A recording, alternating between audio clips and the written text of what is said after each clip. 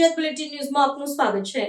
Road બન્યો કે રેતીનો મહેલ। બરવાળા તાલુકાના ચોકડી ગામના સીસી રોડમાં ભ્રષ્ટાચારના આક્ષેપને લઈને ગ્રામજનોમાં રોષ। સરકાર વિકાસના દાવા કરે છે, પરંતુ બરવાળા તાલુકાના ચોકડી ગામમાં વિકાસના નામે જાણે કાગળ પર મજબૂત અને જમીન પર નબળું કામ થયું હોય તેવી ચર્ચા છે। માત્ર 5 મહિના પહેલા લાખો રૂપિયાના ખર્ચે બનેલો સીસી રોડ હવે પોતાની હકીકત બતાવવા લાગ્યો છે। રોડ પરથી કપચી નીકળવા લાગી છે અને ગ્રામજનો સવાલ ઉઠાવી રહ્યા છે કે આ રોડ બનાવાયો હતો કે માત્ર બિલ પાસ કરવા માટે દેખાવ કરાયો હતો। ગામના માજી સરપંચ નાથાલાલ મકવાણા, માજી ડેલિગેટ કાળુભાઈ ખાંભળિયા અને પ્રવીણભાઈ સરવૈયા સહિતના આગેવાનોનો આક્ષેપ છે કે રોડના કામમાં ગંભીર અનિયમિતતા થઈ છે। તાલુકા વિકાસ અધિકારીથી લઈને જિલ્લા કલેક્ટર સુધી લેખિત ફરિયાદો કરવા છતાં હજુ સુધી કોઈ કાર્યવાહી ન થતાં ગ્રામજનોમાં ભારે રોષ જોવા મળી રહ્યો છે। ગ્રામજનોનો સવાલ એ છે કે જો 5 મહિનામાં જ રોડની આવી હાલત થઈ જાય તો આગામી ચોમાસું રોડ સહન કરશે કે નહીં, કે પછી ફરી એકવાર સરકારી નાણાંથી એ જ રોડ બનાવવાનો વારો આવશે।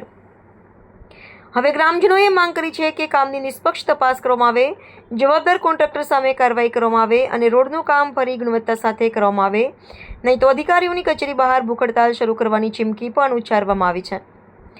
રોડની મજબૂતીનો અંદાજ એથી લગાવી શકાય કે ચોમાસું તો દૂર, 5 મહિના પણ ટકી શક્યો નહીં। વિકાસના દાવા મજબૂત છે, પરંતુ રોડની કપચી કંઈક બીજી જ કહાની કહી રહી છે। હા, નાથાલાલ મકવાણા, ચોકડી મારું ગામ, માજી સરપંચ।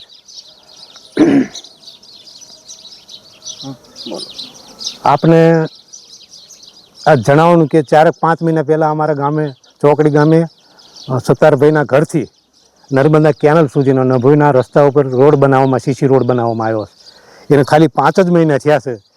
5 મહિનામાં આ રોડ તૂટી ગયો છે। એટલે આની રજૂઆત અમે 26/5 ટીડીઓ કલેક્ટરને ડીડીઓને આપી છે, તેમ છતાં કોઈ કાર્યવાહી નથી થઈ। એટલા માટે આજ મીડિયાનો સહારો લઈ અને મીડિયાના માધ્યમથી આ જવાબદાર અધિકારીઓને જાણ કરીએ છીએ કે ટૂંક સમયમાં આ કામગીરીમાં ચોક્કસ પગલાં નહીં લેવામાં આવે તો આપની કચેરી અમે ઉપવાસ ઉપર બેસીશું।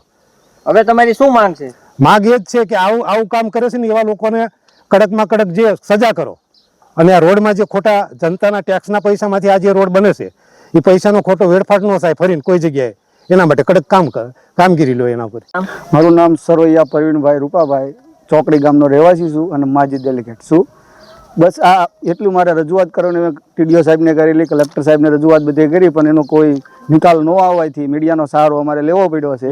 આ લાખોના કામમાં જ્યારે રોડ બન્યો છે, અને રોડ એ માટે બન્યો કે કોઈ વસ્તુ નહીં, માણસની સુવિધા માટે બન્યો હોય, પણ સુવિધાની અસુવિધા થાય છે। આ જે ચોમાસું આવ્યું નથી, 4 થી 5 મહિના થયા છે, રોડ એવી દિશામાં છે જ્યારે 10 વર્ષથી બનીને પડ્યો હોય। તમે જોઈ શકો આની કરતાં જે આ રોડ તોડીને બનાવવામાં આવ્યો છે, જે રોડ તોડેલા જે કપસા પડ્યા એ આની કરતાં મજબૂત છે। તો આ વિકાસ ગામને લગતો સારા માટે કર્યો છે કે શું કર્યો છે એ હવે ગામને વિચારવાનું, અને ગામ આમાં હેરાન ન થાય એવી મારી તંત્રને અપીલ છે કે વહેલા તક આ રોડ ફરીથી બનાવવામાં આવે, અથવા એની જે રીગ્રાન્ટ હોય રીગ્રાન્ટ કરીને કોઈ અન્ય બીજા પાસે બનાવવામાં આવે।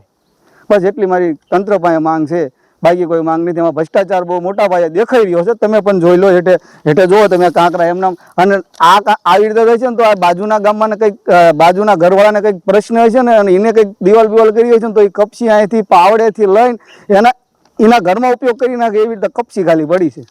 શું આનો કેવી રીતે ઉપયોગ કર્યો, અને અમે આનો જે રોડનું ઓલું માંગ્યું હોય સ્ટેટમેન્ટ, કોઈ વસ્તુ અમને મળી નથી। હા,